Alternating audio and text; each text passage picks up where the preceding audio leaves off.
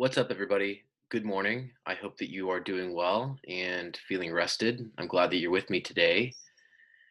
We are very close to beginning the break, and I'm sure many of you are disappointed that maybe your travel plans were quashed by the warning not to travel. I certainly empathize with you, but I hope that you'll take Thanksgiving break as a chance to rest and relax and just kind of take your mind off things.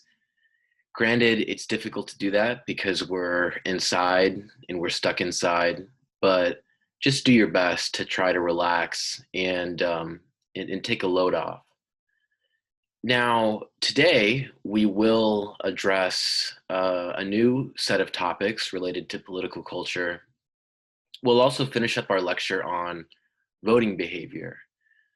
Before we do any of that, I do want to make a few comments about the research paper. Now, the plan is to do sort of like a writing workshop on the first Tuesday when we return from break, and that'll give you more than a week to complete the paper. But I do want to tell you today that I'll reiterate from last time, if you want, you can use the same research question that you used for your critique. And remember that in that short paper, I had you critique an article and then develop an original hypothesis using that same information that you used to critique the theoretical argument in that chosen article. So what you can do if you want is you can extend that paper by sort of extracting the research question, extracting the hypothesis, and then kind of extending it by gathering some more information, maybe, if not, certainly getting an additional case, since that's what the writing assignment requires. And so the paper would just be a research paper where you use two cases to support the argument or the hypothesis that you developed in that short critique. And so that would be a way for you to build on your earlier work in the course and yet still do something that's new. Now, in terms of what I mean when I say data, I just mean any empirical information. This can be qualitative, descriptions of what happened. You might have some statistics or some numbers that support your argument. Data can be both information, as in qualitative information, as well as a statistical analysis, which I don't expect you to do, and I don't think that anyone would do for this assignment, since it is a comparative analysis. And so when I say gather original information or data, what I mean is I want you to gather qualitative information about the cases that you choose, and then use that information to support your overall argument. And your argument, of course, is a response to your question, right? The research question motivates the paper, and then your argument is really your response to that question. And so what I'd encourage you to do, and of course you don't have to if you don't want to, but I would encourage you to extend that critique paper and use your hypothesis that you form in that paper to study some additional cases or one additional case, and then you would have what you need. Now, we will talk about this at greater length on the Tuesday when we return. We'll do a bit of a writing workshop where we'll kind of outline maybe an example or what the sort of format of a strong paper might be. So do be thinking about that and getting started, but also know that you have a foundation from which to work. Now, of course, I know you might have questions or comments about that assignment too, and I'm happy to address those. And I'm sure that we'll address those on the Tuesday when we return, when we will spend some of our time doing that writing workshop. But if you have any comments or questions right now, I would be happy to take those before we get started.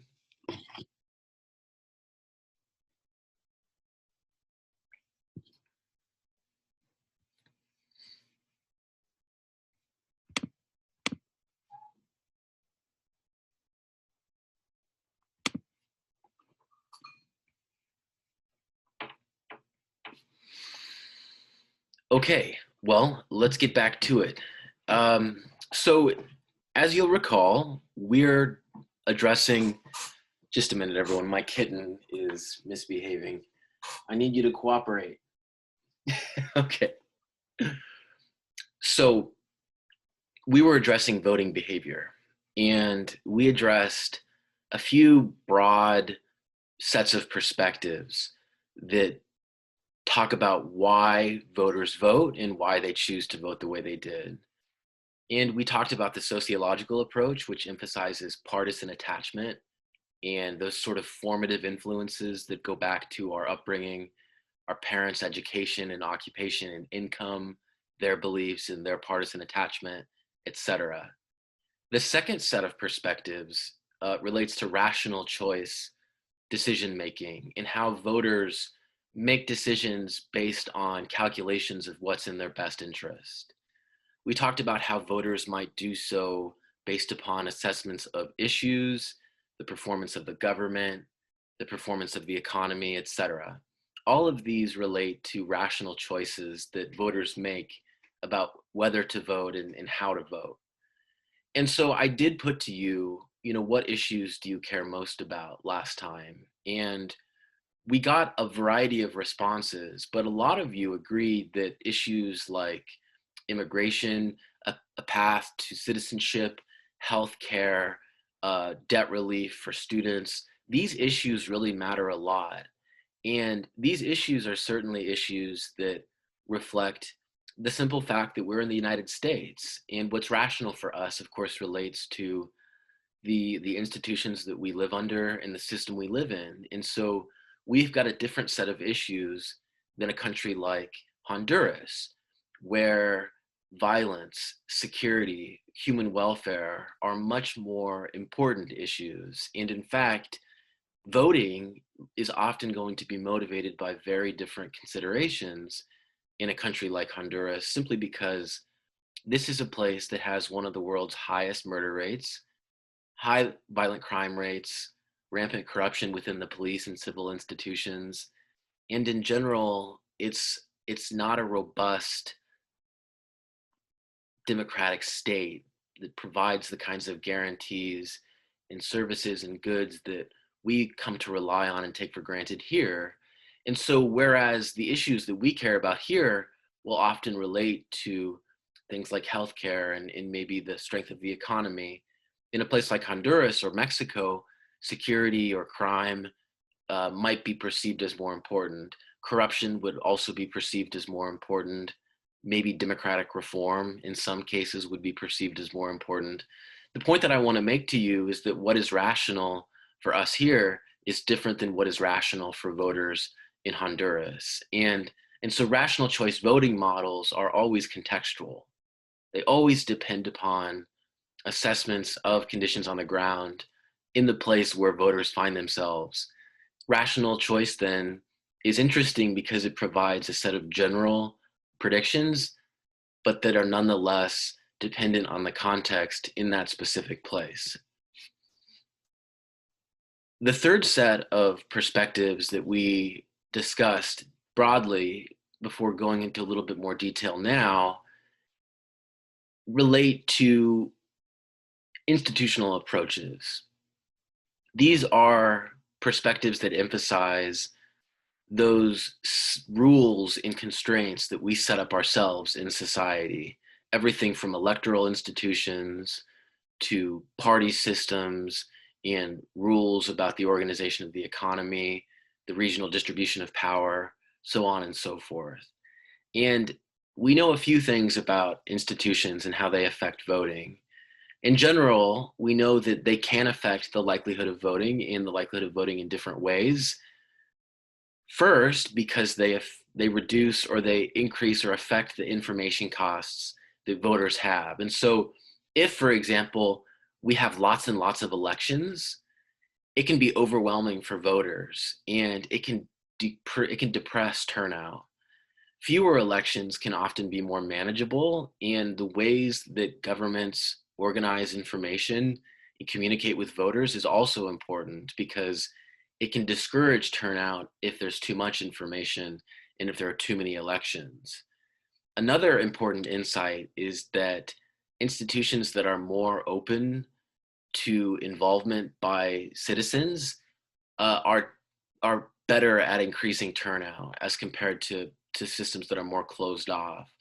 But it's often not clear what distinguishes a more or less open institution. And so in some of these cases, it's not always obvious what's doing the work.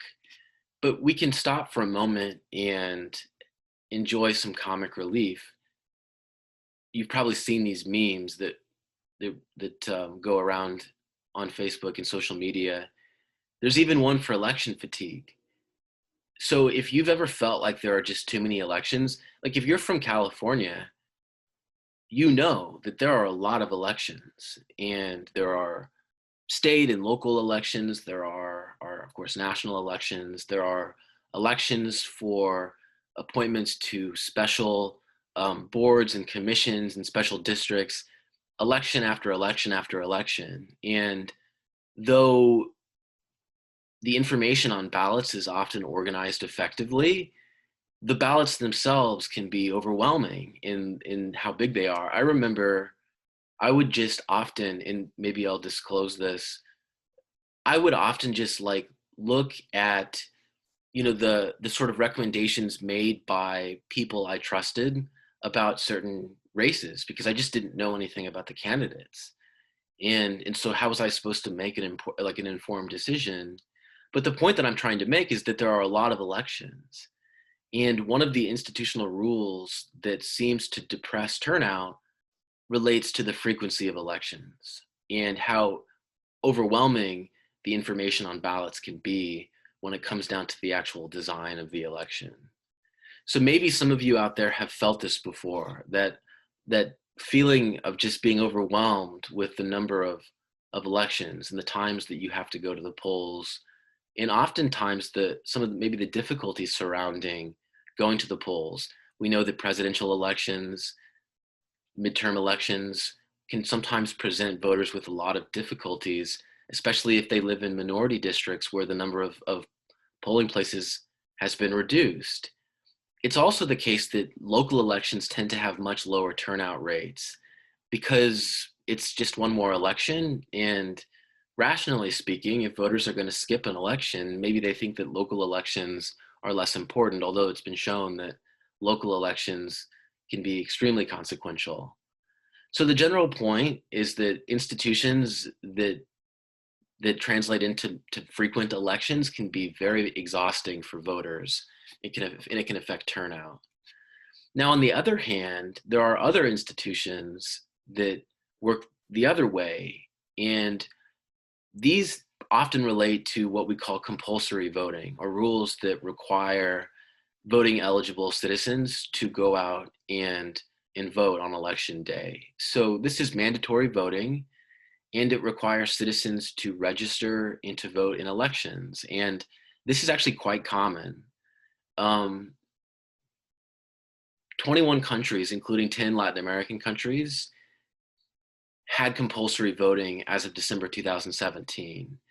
And since 2000, only a handful of countries have actually repealed it. And so it is quite common for countries to require citizens to vote. And some of the most compelling evidence supporting the claim that mandatory voting increases turnout comes from Australia, where it's been shown that institutional reform increased the turnout rate pretty substantially over the course of several years.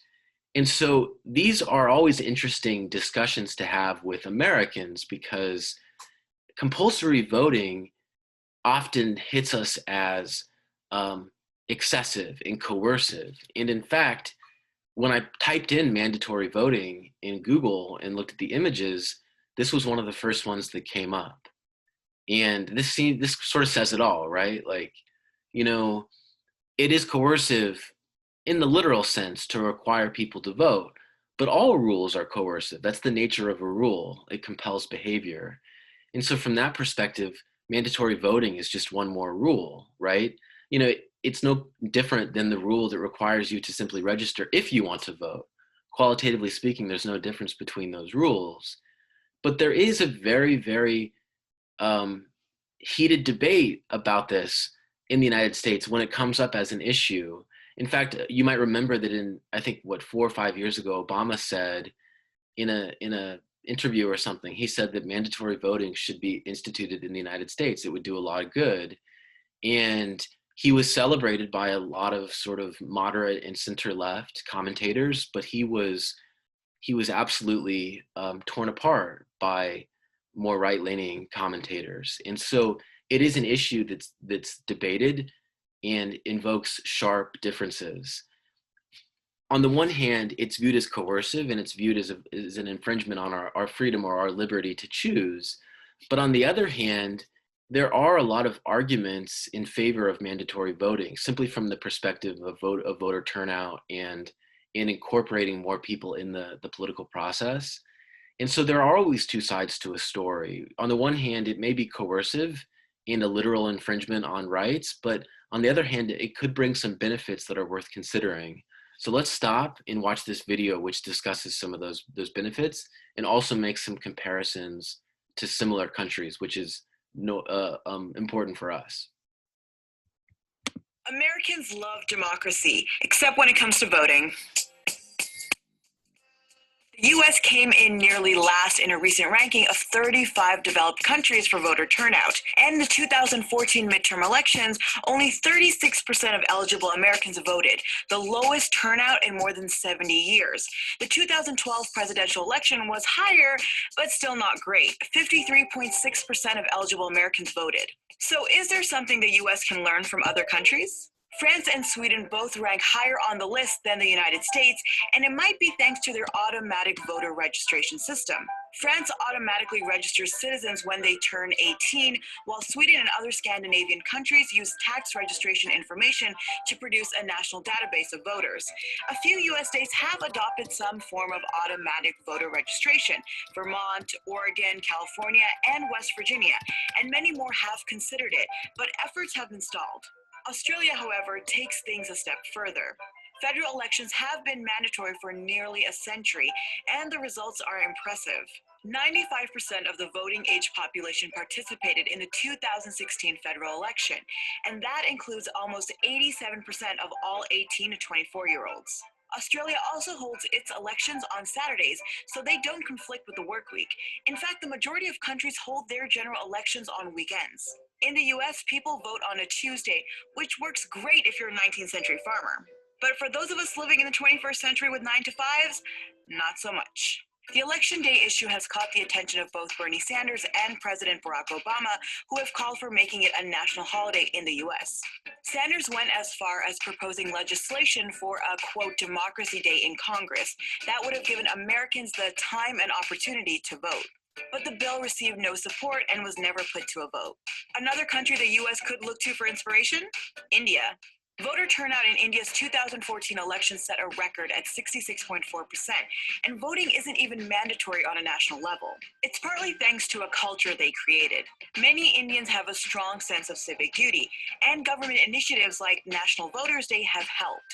It's a day dedicated to celebrating voters and encouraging young people to register, but they also have the benefit of not having to go to work. Most companies and businesses close for the day, or at the very least, allow employees time to go to the polls. And the good news is that this idea is catching on in the US.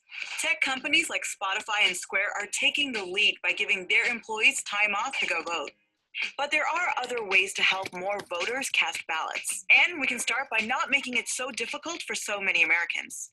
Several states have adopted strict voter ID laws to end voter fraud, but critics say these laws disenfranchise young people, African Americans, and the poor. So with these obstacles that already stand in the way of American voters, will the US ever be able to match voter turnout in other countries?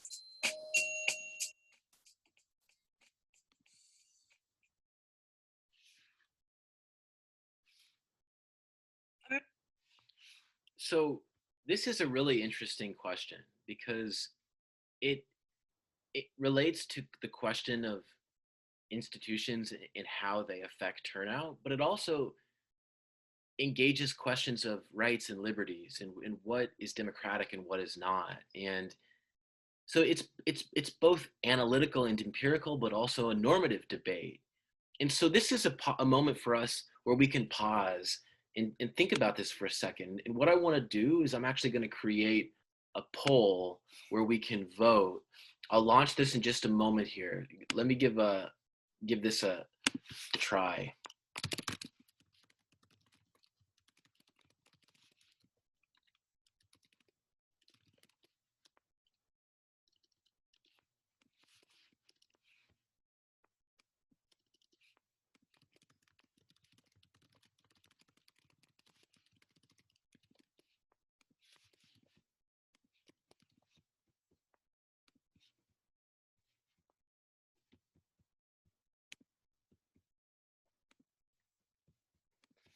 All right, everyone, I'm launching a poll. The question is mandatory voting in the US, yay or nay? I look forward to your responses.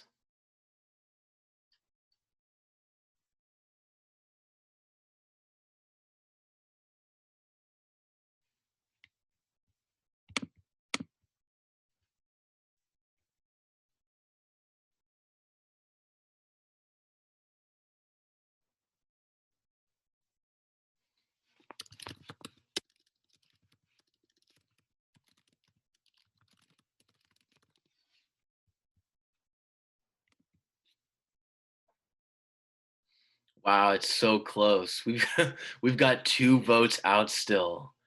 Those 2 could tie it. Oh wow, we've got 1 out. Oh my gosh, it's a perfect tie. This is a first. Wow, I guess we'll have to go to the Congress for the deciding vote. Um, I suppose I'm the Congress. I think in this case though, I'm gonna leave it. I'm gonna leave it even. Oh wait, we've got. Oh wow! At the very end, in the 11th hour, someone joined the class and voted nay. So the final result is 15 votes for nay, 52% of the total, and 14 votes for yay, 48% of the total. Great. Very interesting. I'm sharing the results. Take a look at the results. But let's pause and discuss this for a moment. Let's talk about the reasons to say yes and the reasons to say no.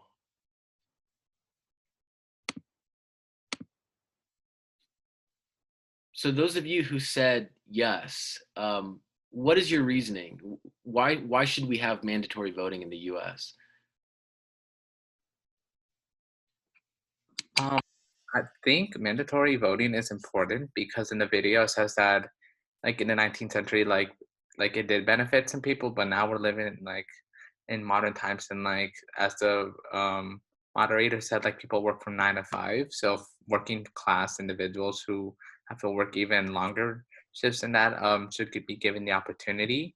And also especially with like a whole spectrum of like communities because like a lot of communities don't have like resources or many don't know where like as simple as like they don't know where to register, and so I think mandatory voting can increase those individuals who have basic a basic foundation of like voting, and also gives an opportunity for working class individuals to have their voices be heard. So Efren, it sounds like you would probably support a holiday for voting too, like Election Day being a holiday. Yeah, yeah. Great. So mandatory voting and a holiday for Election Day. What are some other reasons that you may have said, yes, mandatory voting should be required? Is anyone else um, interested in commenting? I'd like to go. Yes, Alexis. Cool. I could have sworn that there was a study done that showed that penalizing people enabled more people to do the action that they wanted or that a person wanted, rather than rewarding them. Like the fear of penalty versus reward enables more people to do the thing that you want them to do. So I think it would be more coercive in getting people to actually go out and vote. Though I do agree that I would prefer the cash turnout, like a cash reward for people that went out and voted on those days. But I also agree that there should be a holiday and that it should be like a mandatory thing, just because the fear of not doing, the fear of the penalty behind not completing mandatory action is definitely more coercive than reward. That's such an interesting response. I immediately thought of loss aversion when you talked about how people are more responsive to the need to avoid a penalty than they are to the potential to get a benefit. And that's a rational choice. And so this is an example of how institutions can be set up to create incentives to vote. It's interesting to think about the choice between a cash incentive versus a penalty for not voting. I think that a cash incentive sounds good because we all need cash. But a loss incentive might be meaningful too, especially if a, a harsh penalty. But then, of course, it becomes more difficult to sort of legitimate it if it's a very harsh penalty. And if you don't, for example, make it a holiday, well, how are low income people who can't get off work going to be able to vote? And then how are they going to be able to pay the penalty? And so Alexis added, well, it should be a holiday as well. And so that would set up a day where everyone can vote and they might have the right incentives to be able to vote and to be motivated to vote. This is all really interesting. And, one perspective that comes up for me a lot is I think of it kind of like a market. It's been shown that whenever you have a market, if the individual players have more information and are more involved, the market functions better. If there are barriers to entry and players are excluded, it doesn't function as well. It's very logical. But elections work in a similar way. If you can incorporate as many people into that market as possible, and if information is is useful and is circulated and they access this information and they're involved in the process, the system will function more effectively. And so that's just another perspective on this. But there's also another side to this debate, which is the side that says that we should not, in fact, have mandatory voting. And in fact, that side of the debate seems to have won our poll, where we saw, what was it again? Let me take a look at the results. 15% or 15 of the 29 votes went to nay, 52% of the total. Let's hear from some of these folks. What is your thought process? What is your thinking? Why should mandatory voting not be instituted in the United States? Hello, can you hear me? Yeah, I think they shouldn't be instituted because I already saw an example of this, the existence of mandatory voting. In Peru, we have the mandatory voting. We're registered to vote when we turn 18. And we have two-day holiday for elections. And people go vote, but normally there's a lot of people. I'm not sure the percentage that vote. They vote in blank because we have a penalty if we don't vote. We have to pay like I think it is $200, or we go to jail for a period of time. I'm not sure how long it is. And I think they are only voting not because they want to vote, they're voting because they want to avoid that penalty, which is not the same and doesn't have the same feelings. So they will just go and do a blank space or make a check, and that's it, or vote for a first candidate. They're not voting because they because they don't want to have any preferences, which is not good. So I think that's why election shouldn't be mandatory. Yeah, so protest voting, that's always a possibility. And I think ISIS's point is a really good one, which is that, democracy is undermined if people feeling required to do something choose not to participate meaningfully. If they don't actually cast a vote, if they just, leave it blank and just submit a ballot, well, then we don't have meaningful participation. And so that's obviously a consideration. This is something that is often discussed. Is it possible that protest voting could harm the process? Stephen says, I feel that mandatory voting wouldn't work in this country. We are a country of people who do not like to be forced into doing something. Take masks, for example. In many places, it is mandatory to wear them, and you have masses of people protesting against it, trying to repeal mandatory mask wearing. And I feel that it would end similarly if voting was made mandatory. To play devil's advocate, you know, one might say, well, what's the worst that could happen? You know, so what? Some people protest it. On the other hand, to take up ISIS's point, well, the worst that could happen is maybe people resist it and then they opt out of the process by not voting meaningfully. And maybe blank ballots become a problem and we're not actually able to gauge participation in an effective way. You know, but the response to that might be, well, look at how low turnout is already.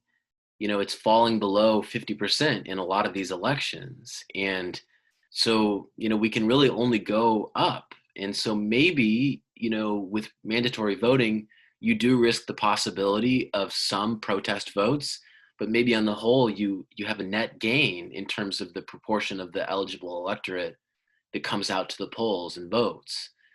I think that the risk has to be balanced against the reward, and it's possible that every society is different.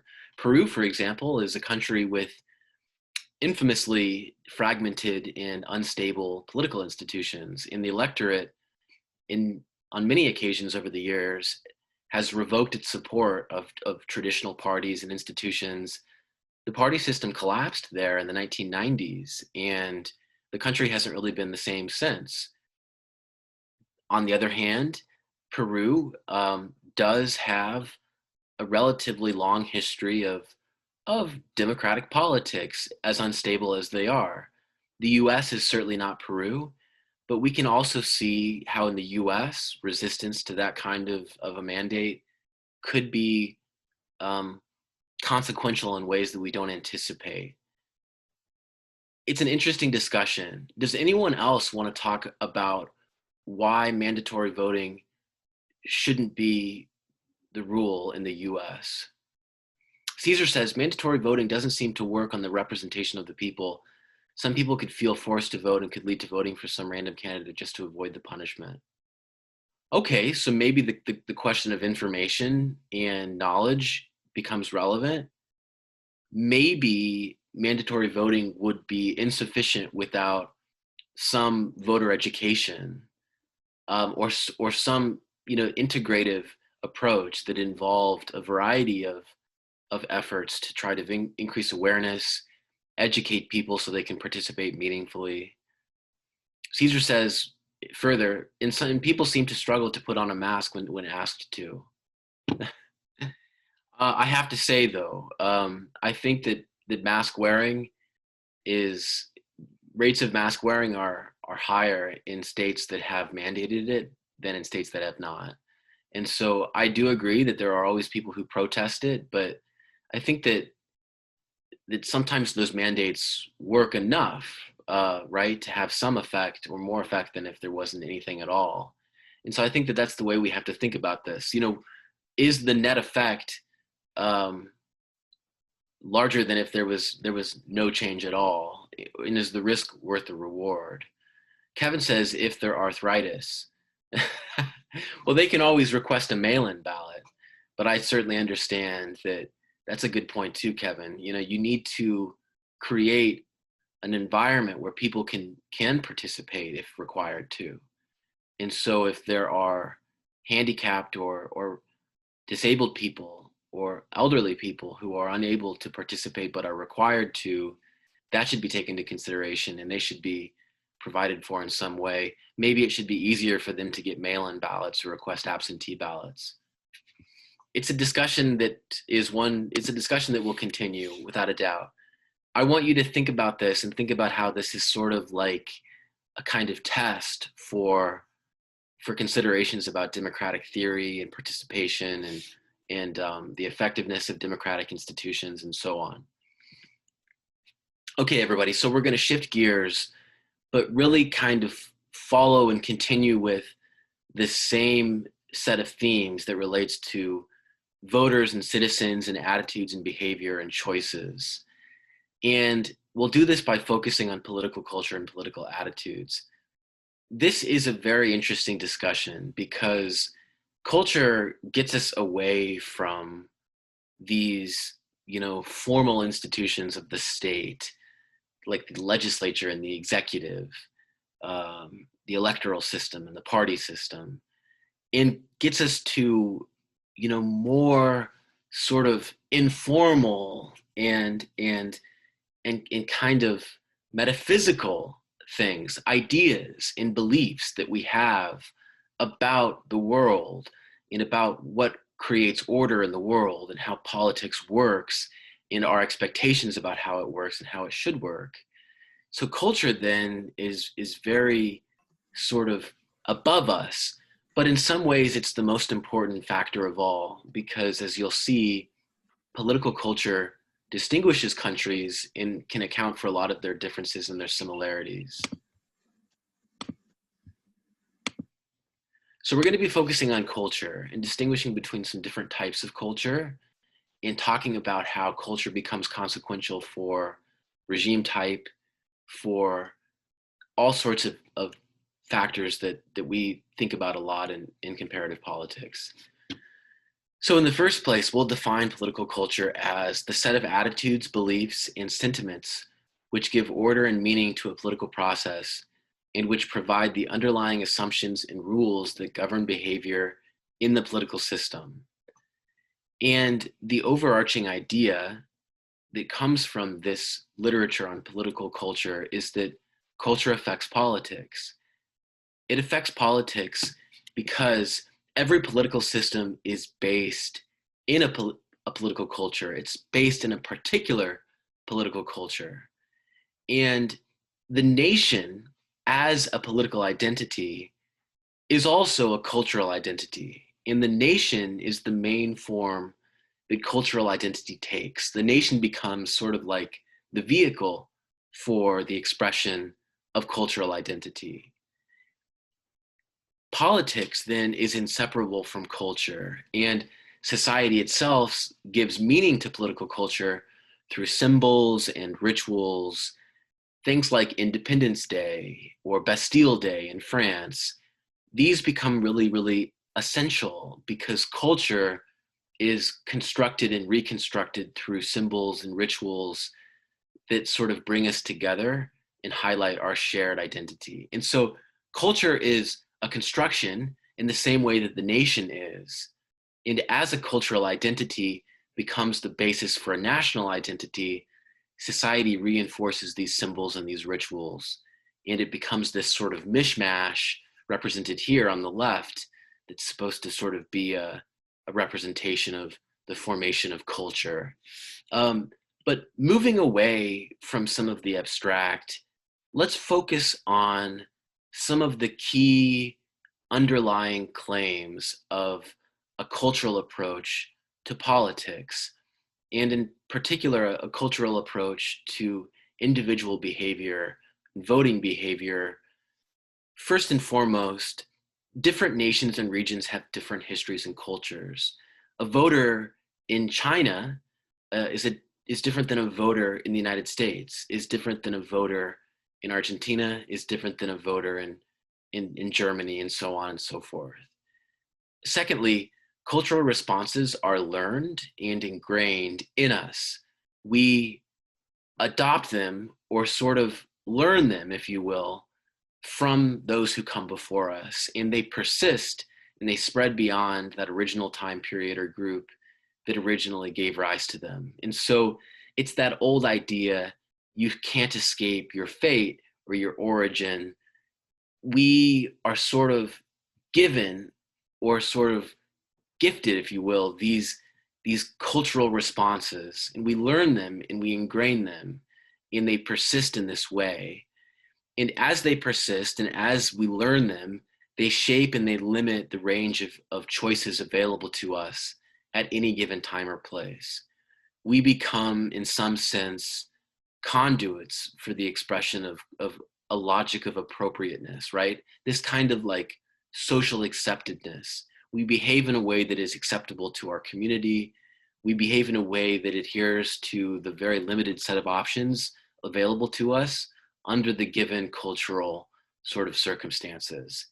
In these choices and limits to our choices, create a set of patterns that become embedded in practices, and then they become independent variables in their own right, in the sense that this set of patterns and these cultural responses will then shape all sorts of future processes, like whether the country transitions to democracy or whether it remains a dictatorship, whether the country grows and develops economically or whether it remains underdeveloped. These are all some of the ways that culture has been used to explain outcomes of interest in comparative politics. So culture and politics are closely linked. And on a theoretical level, there's a process of learning and sort of a set of constraints imposed on behavior, and then a set of patterns that emerge from the choices that we're left with given these constraints. And so when we talk about different regions in different countries, when we say that they have different cultures, it becomes very concrete very quickly when we look at an image like this, which comes from Engelhard and Welzel, two authors who've been sort of at the forefront of developing the newer versions of sort of cultural theory or forms of modernization theory that emphasize culture and how culture affects politics. And these authors have conducted a very huge worldwide world values survey where individuals in different countries of the world in large numbers respond to questions about values and beliefs and attitudes. And from these questions, the authors are able to sort of categorize and differentiate countries of the world and regions of the world. And what you'll find then is this image. If you search their names, this is the infamous sort of cultural values map, where different regions and different countries are categorized according to the different groups or sort of cultural groups that emerge from the survey results of these authors. And so we get then a whole bunch of varieties. On the one hand, African countries seem to exhibit more of an emphasis on survival and traditional values. Latin American countries tend to be more self-expressive and still relatively traditional with some exceptions. South Asian countries apparently are relatively focused on survival, but somewhere between traditional and more secular rational values. Secular rational meaning a sort of separation of church and state and a focus on science over traditional forms of authority like the church or social hierarchy. Ex-communist countries seem to be more secular rational and less traditional, but also focused on survival. Catholic Europe appears to be somewhere in between survival and self-expression, and also somewhere between traditional and secular. This is sort of like Southern Europe and some Eastern European countries. Confucian or Eastern Asian countries appear to be more secular, rational, but somewhere between survival and self-expressive. Protestant European countries, like the Scandinavian countries, they're less traditional and they're more self-expressive. English-speaking countries like the United States, Canada, New Zealand, etc., are apparently more self-expressive, but somewhere between traditional and secular rational. And so this is a very overwhelming image because this kind of captures all of the cultural variation that exists in the world according to this survey and presents it in a single image. And these two different variables, survival, self-expression, and traditional secular rational, are, according to them, the two single most important variables for categorizing countries. And when I look at this, a lot of this seems to make sense. Some of it, I'm sure, is a little questionable from any number of perspectives, but I don't know enough about culture in many of these places to really say.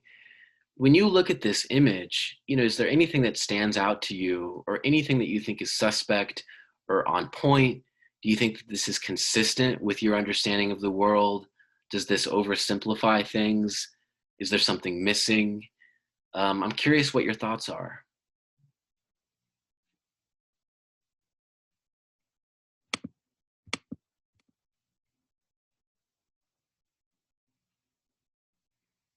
Kevin says, wait, east is west and west is east.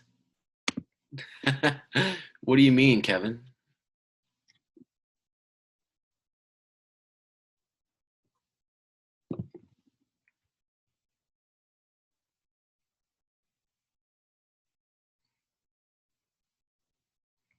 You know, one risk that we run whenever we use cultural perspectives um, is that a cultural perspective, by definition, is a static perspective. We have to we have to assume that culture doesn't change, that culture is reproduced. One of the core underlying ideas is that culture is perpetual and persistent and not easily changed. And what that means in turn is that there is no role for human agency. Individuals can't make free choices. Their behavior is determined for them, you know, by these cultural scripts that they just kind of adopt. This is the risk that we run whenever we use a cultural approach. And I think that while this is very useful, I don't think that the World Values Survey in this image leaves open the possibility that places can change and that there can be a significant evolution, in that culture itself as a construction is always reconstructed. I think that they would say that there is minimal change and we're always open to minimal change. But the issue is that they attribute a lot of things to culture. And when they say that culture itself can't change, they're then saying in turn that, oh, well, the regime can't change either because the regime also depends on culture. And economic growth also depends on culture. So if you have the wrong culture, you're doomed. You know, one response to some of the cultural arguments has been that economic factors are more important. And I'll give you an example. So some people say that the persistence of authoritarianism in the Middle East has to do with Islam and the culture of Islam in how it supports authoritarianism.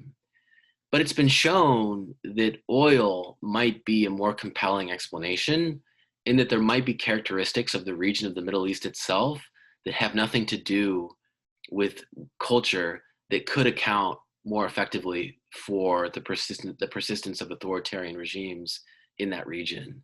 And so whenever we have a cultural explanation, we can also find some other explanation that might be more open to change, right? And might create more potential for human agency.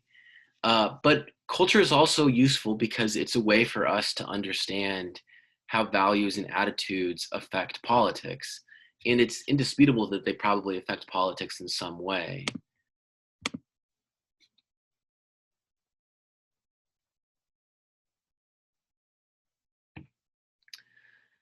Kevin says the Western countries are in self-expression and the Eastern countries are in survival. Yeah, that's what appears to be the case. And that seems to be different than you anticipated, Kevin. This is certainly maybe an example of how this data might be surprising from our perspective. And, you know, I know, for instance, that I wasn't surprised to see that Latin American countries score high on self-expression over survival.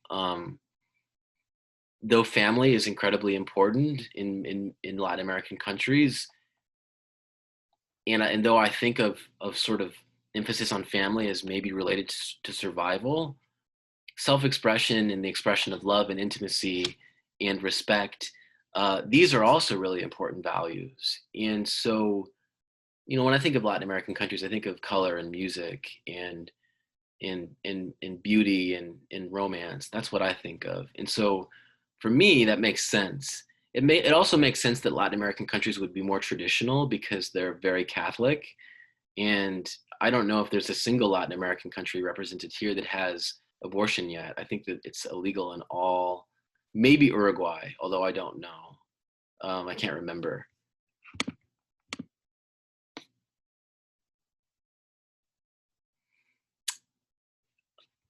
Okay, so let's continue. Whenever we talk about political culture, we can distinguish between different types of political culture. We already saw on that last slide that we can distinguish between self-expressive cultures and more survival-oriented cultures, as well as traditional cultures and more rational secular cultures. We can also distinguish between individualistic, moralistic, and traditionalistic cultures. This kind of relates to some of those dimensions from that previous slide, but this captures more succinctly the sort of three areas that are highlighted in contemporary comparative politics research.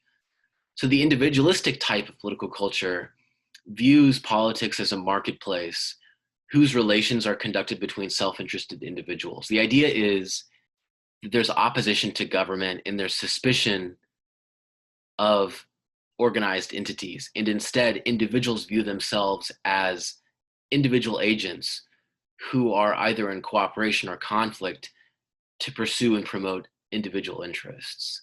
Governments then are sort of viewed with some skepticism from this perspective or from this political culture. Some might say that the US has an individualistic political culture. Some might say that the UK and England has an individualistic political culture. A moralistic political culture is one where government is viewed as a way to improve people's lives. Government is not viewed with suspicion. In some ways, individuals and agents are viewed with suspicion. Governments in large organizations are in some instances viewed as the sort of way out, the escape. The government can improve the social welfare of people and can use its resources and its capacity to invest in the community. And so it's kind of the opposite of the individualistic political culture. A moralistic political culture, I think that this is probably the model that is in place in many Scandinavian countries, where there's an important role for the state in providing what's called a social wage and guaranteeing the social welfare of people, including, people who might have far fewer rights in other societies, like prisoners, for example, who in a country like Norway are housed in what looks like to us a resort. Number three, traditionalistic political culture. This is really sort of a more conservative and kind of a backward looking political culture, in the sense that it's often reactionary and looks to preserve the status quo or return to an earlier state of affairs. And in general, this is a political culture that tries to perpetuate class hierarchies and the traditional authority of institutions like the church and maybe sometimes the state, but also, and usually more importantly, specific social classes. So like maybe the royalty or the nobility or something like that. Traditionalistic political cultures are going to often include, those more tribal and more ethnically diverse African countries where there's a lot of fragmentation, and ethnic parties often represent different groups. Sometimes these are more traditional societies in the sense that they seek to preserve those existing social relations within tribes and within the country. The question, why does political culture matter, becomes one of the most important questions of all, because political culture is not just something that exists in a vacuum.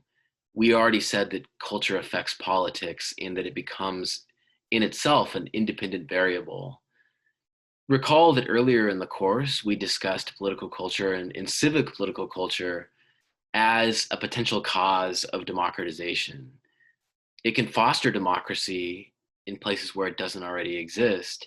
Remember that we use that quip, no Democrats, no democracy. And we identified 4 characteristics of a civic culture or a civic political culture. That includes high civic engagement, political equality, solidarity, and tolerance. What this means is that in societies where people are engaged in their communities and engaged in organizations where they view themselves as equals, where they have a sense of shared fate and linked fate, and where they are willing and able to tolerate the differences between themselves and others, where those societies are in place, democracy will take root. This is the idea.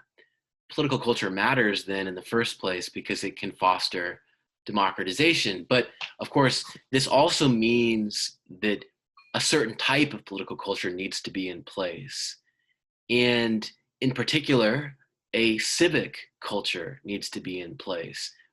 Political cultures are not created equal more generally. The basic point that I want to make to you at this point is that although political culture exists everywhere, not all political cultures are created equal. And in particular, not all political cultures are equally civically minded in terms of their characteristics and in terms of their focus.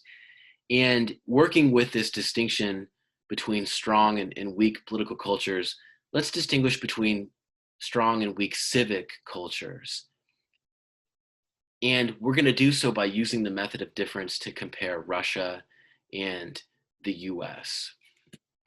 So Russia is a sort of classical example of a weak civic political culture. It is a country characterized by low trust. The most trusted entities in Russia, the church and the military, are still more distrusted than they are trusted in survey results on this question. There's also a long history of authoritarian traditions that is translated into limited support for democratic norms of tolerance and dissent. Soviet communism, the Tsarist autocracy, both of these systems left no space whatsoever for independent institutions. Authoritarianism took root in this soil, which was not at all hospitable for democracy and for tolerance of the kind that Alman and Verba talk about when they discuss a civic culture. And so for all these reasons, we would categorize Russia as an example of a weak political culture, a weak civic culture. And so the most important implication of this weak political culture is that it should prevent democratization in Russia. Remember, if a civic culture is so important to democratization, and if we distinguish between a weak and a strong civic culture, a weak civic culture in Russia should prevent democratization in that country. And as we know, and as you may know, in Russia, Vladimir Putin has been a ruling president for, I think, more than a decade at this point.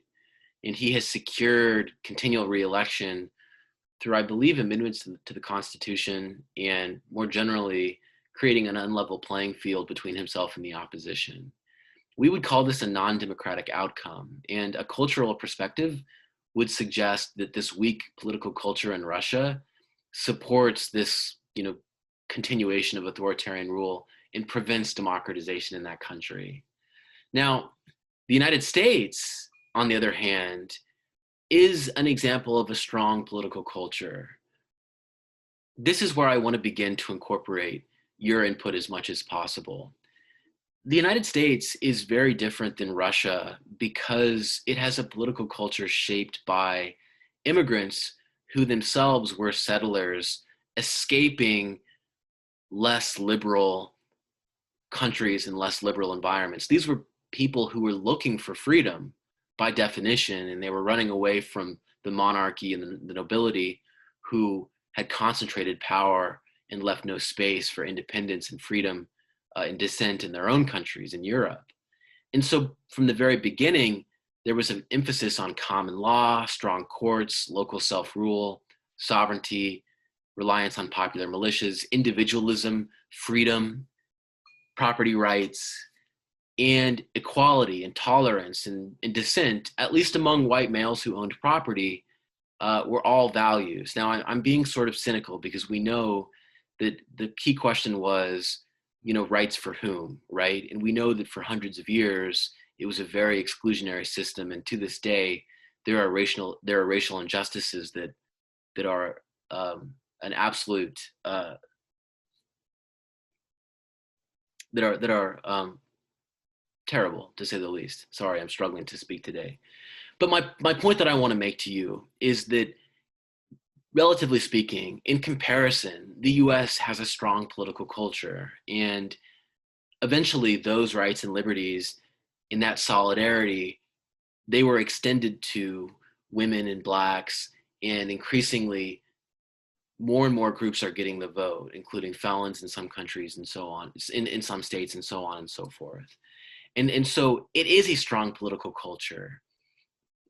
The question of the regime outcome then becomes obvious in some ways. And look, we obviously know what the regime outcome in the US is, but I want to work through an exercise with you that helps us to use the comparative method and helps us to think about the differences between strong and weak political cultures.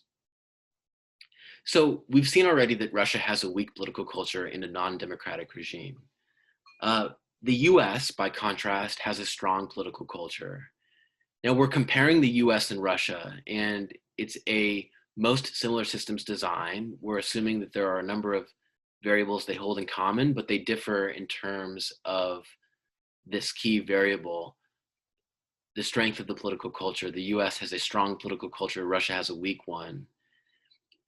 We use the method of difference with this most similar systems design to try to draw a causal inference and make a prediction about what type of regime the United States will have based upon its political culture. And so then the question becomes, how can we use Russia with its weak political culture and its non-democratic regime to predict the regime type in the US? So let's sit back and pause for a moment. And I'd like to hear from as many of you as possible who can comment using the chat or using the mic.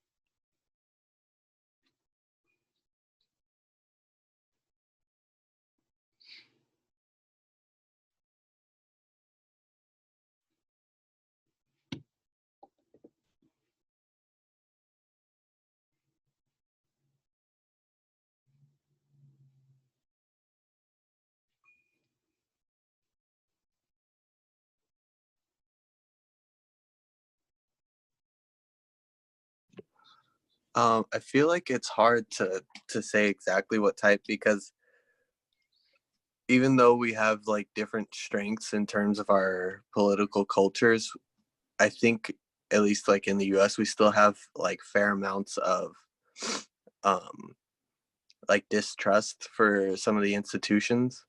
Maybe not to the same extent, and maybe not the same institutions in Russia, but um it's kind of hard because it's like it's still that variable is different, but it's still producing the same like distrust type of thing. So maybe we could have similar um, regimes to Russia, or maybe like we could have like the exact opposite. So this is interesting. So Jake is actually disputing that the US still has a strong political culture. And this actually might be a really important point, because let's face it, the country is more polarized than ever before, and tolerance and solidarity are breaking down. There might not be a sense of shared fate anymore. And maybe one indicator of this is that there's actually a high degree of distrust in democratic institutions, in parties, in Congress, in the president. Now, it's not as high as the distrust in institutions in Russia, to be sure, but you might argue that the level of distrust and the increasing distrust in the US is bad enough, because it shows a pattern of the breakdown of this civic culture that was once so robust. Does anyone want to discuss this further? Does anyone agree that the US doesn't have as strong a political culture as they once did?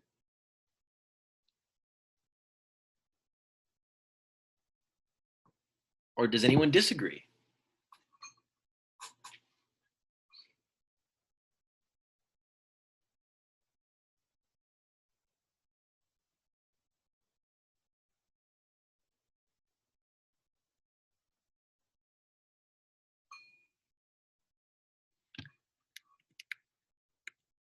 So Alman and Verba wrote this book, gosh, what was it, like half a century ago? And the reason I put it here is because Alman and Verba conducted what was the most important study at the time, and to this day remains quite important, because of how they clearly demonstrated that civic civic culture can account for democracy. But they wrote this at a time when American politics was very different. They wrote this at a time when arguably the Southern strategy within the Republican Party was not yet pursued. They wrote this well before the emergence of the Tea Party, or sort of the increase in polarization between the parties. They wrote this before what appears to be a sort of breakdown more recently in what were already very tepid race relations and discussions around racial injustice. I think that it's possible that there's been a decline, and that political culture in the United States is under fire in some sense, or at least the civic culture that was discussed so much by Almond and Verba may be on the decline.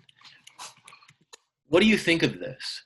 Do you think that civic culture in the United States is declining, or do you think that this is still a fair comparison for us to differentiate the United States and Russia?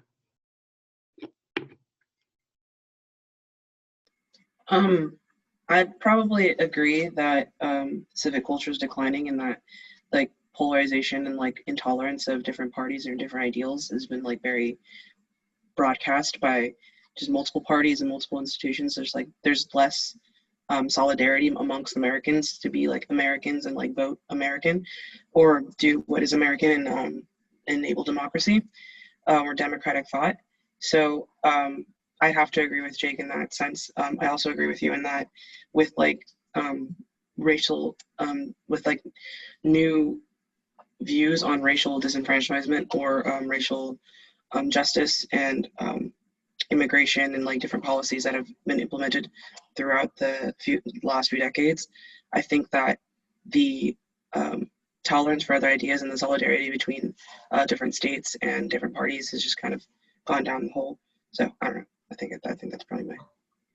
Yeah, you know, there have been some folks who've said the United States seems like it's at civil war, right? There's just such a jarring gap between Democratic and Republican voters, and they're pulling apart. And there seems to be a fundamental breakdown in agreement about the basic facts themselves, about the nature of reality, you know, let alone what our objectives are, or you know, God forbid, how we might go about trying to get them. So I think there's a real concern for the future of American democracy if political culture is as important as we think it is in comparative politics, or at least as it's been treated. But there's a really interesting thing here that comes up when we discuss this, which is that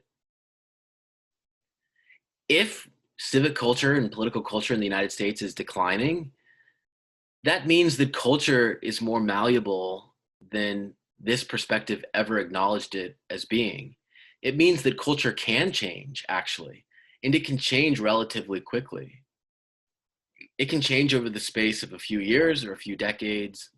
And when it changes, it can undermine the survival of democracy.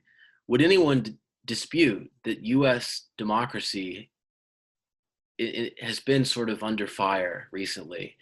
In the last couple of days, it's become clear that the winner of the election will take office, but the Trump campaign has been openly trying to steal the election. And most Republican voters believe that it wasn't a fair election and the election was stolen. That's just a fact. That's what the survey data is showing. And so there does appear to be a change in the culture and a loss of solidarity and a breakdown. Culture does appear to be more malleable than the perspective acknowledges. And what that means in turn is that maybe we can change the culture back. Maybe we can change it to being more unifying, and maybe we can get that solidarity and that tolerance back. Maybe we can find a way to come together and construct the foundations of a sustainable democratic culture. And what that looks like, I don't know. That still has to be constructed, and that's up to us. But I think that it is a critical moment, because what happens next will be probably decisive. Do you think that we're going to become more democratic or less democratic culturally?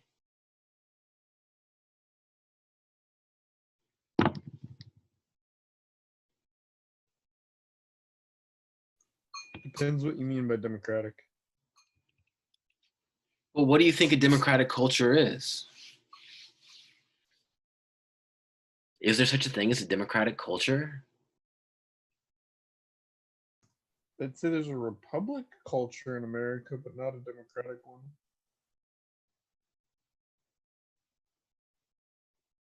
Okay.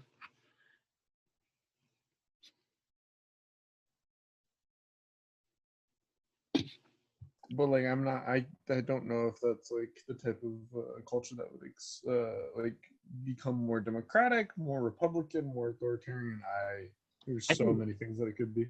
I think Alman and Verba would say that if there is in fact a culture that supports Republican values, that's sufficiently civic. If that means, you know, honoring and respecting and tolerating the freedom and the rights of others, and, you know, holding up these institutions and using them and accepting the outcomes, etc. I think that they would say that that supports a civic culture. I think the question might be, is that Republican culture, or that culture of republicanism, is it eroding, or is it fine? You know, I think that that's the key question. And the perspective here would suggest that, you know, whether it's eroding or not will bear on the survival of the democracy and the democratic institutions. And so I think that the takeaway for us is that culture might be more malleable than we thought, and it might have something to do with politics, although there's always probably also going to be a role for agency as well. And that's why culture changes in the first place. Well, thank you very much, everybody. This does conclude our lecture for today. Thanks very much for being here. I hope that you have a wonderful holiday break. If you celebrate Thanksgiving, I hope that you love it and you have a great time. If not, do enjoy yourself regardless, and try to get some rest and relaxation. See you when we come back. Thank you. Thanks, Alexis.